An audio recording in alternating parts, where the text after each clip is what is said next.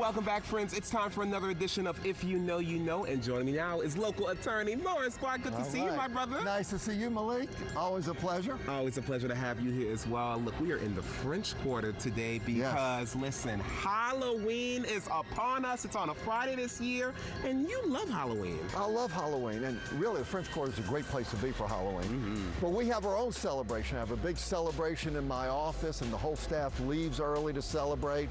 I have lights strung in front of my house, Halloween lights. I dress as a vampire on Halloween. I get into it. I really love it. I absolutely love it. And look, speaking of vampires, right now we're in front of the Ursuline Convent, right on the corner of Charters. I'm so curious, do you know the vampire story about this convent? Well, I don't, and it's interesting. I'm waiting to see how you're going to tie vampires to the Ursuline Convent here in the French Quarter, which we've all seen. Most of the time we're kind of drunk as we stumble past the convent. Yes. But I'm sure you're going to tie it together. I sure am. Listen, it's such an interesting story. Here is how vampires came to the Ursuline Convent.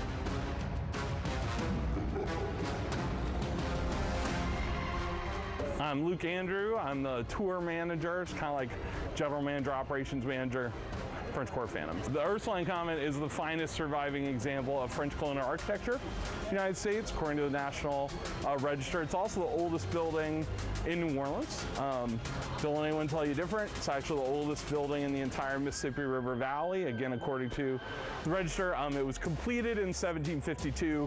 Construction started 1745, 1748, depending on whose plans you want to look at. The first floor is a museum operated by the Catholic Church about the history of the building, history of New Orleans, history of the nuns, history of Catholicism here. The second floor, where you see the flags sort of chilling there, that's administrative, it's offices, there's a library up there. And then the third floor, where you see the half dormer blue windows, kind of the attic windows, that's the Catholic Church's prison for vampires.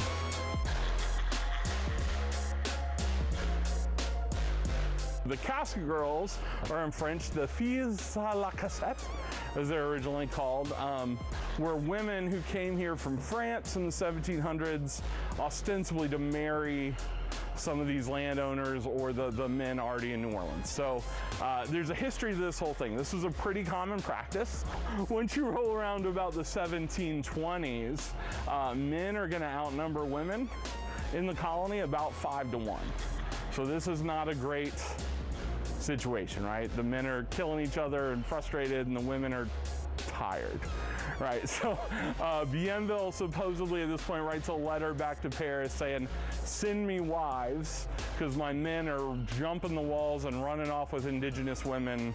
Philippe, the Duc d'Orléans, who is running the area, or King Louis XV's little kid, but he comes of age pretty early, so again, you'll argue over which guy, but knows kind of who founded New Orleans. They're not gonna send us, you know, their courtly trained noble women. So they go to a French prison and clear out 88 women out of this prison. Most of these women are off the street anyway, so you're talking about homeless, a lot of sex workers are gonna be, you know, involved in this. So you have rampant tuberculosis running through the ship. They run out of fruit, so you have scurvy running through the ship.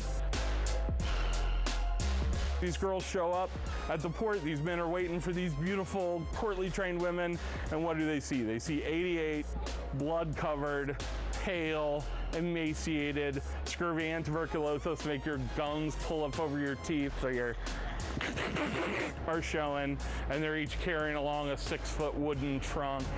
And then they're all immediately locked up in the church, you know, and kept out of sight. So these casket girls, as they come to be called, the ne'er-do-wells of New Orleans, start saying, see, this is France shipping us their vampires to kill and get rid of sort of the dubious, you know, gentry of New Orleans. Every culture on earth literally has these legends, so why? And that's kind of how I even presented on the tour. I say, I don't believe in Dracula, I don't believe in True Blood or Twilight, but the question for me isn't so much, are vampires real? It's what really is a real vampire. Why does every culture, like, what's the origin, you know? And I think the Casket Girls plays into that a little bit.